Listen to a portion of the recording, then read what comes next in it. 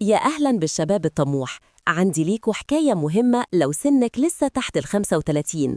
كتير مننا بيشتغل ويتعب، بس الفلوس بتطير بسرعة الصاروخ آخر الشهر. دي مشكلة، مش مشكلة في الدخل، دي مشكلة في الذكاء المالي. تخيل معايا قصة أحمد ومنى في بداية حياتهم العملية. أحمد كان بيكسب كويس، بس بيصرف كل حاجة على الرفاهيات الجديدة. لازم أعيش حياتي، ده كان شعاره. أما منى كانت بتكسب نفس المبلغ، بس كانت بتطبق 3 قواعد ذهبية. القاعدة الأولى: ادفع لنفسك أولاً، pay yourself first. أول ما المرتب ينزل، منى بتشيل 10% أو 15% في حساب حدش يقدر يلمسه. ده مش ادخار تقليدي، ده استثمار في سلامتك النفسي ومستقبلك. القاعدة التانية: خطط مصاريفك صح، ودي بنسميها الميزانية. ميزانية بسيطة بتخليك عارف فلوسك بتروح فين بالظبط.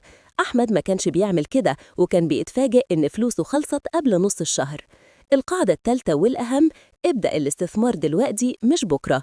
كتير فاكرين إن الاستثمار محتاج فلوس ضخمة، وده غلط. ممكن تبدأ بمبالغ صغيرة جدا وتخلي فلوسك تشتغل بدالك. منى بدأت تستثمر جزء بسيط في صناديق استثمار أو حتى ذهب. بعد كام سنة، أحمد كان لسه بيواجه صعوبات مالية وديون، بينما منى كان عندها شبكة أمان مالية وبدأت تفكر في مشروعها الخاص. الذكاء المالي مش معناه تبقى مليونير، معناه تبقى مرتاح ومش قلقان من بكرة. الخلاصة: لو سنك أقل من 35، وقتك هو أثمن استثمار. ابدأ بالثلاث قواعد دول فوراً. استنوا الفيديو الجاي اللي هنشرح فيه أنواع الاستثمار بالتفصيل. اشتركوا في القناة ولايك وكومنت عشان نكمل.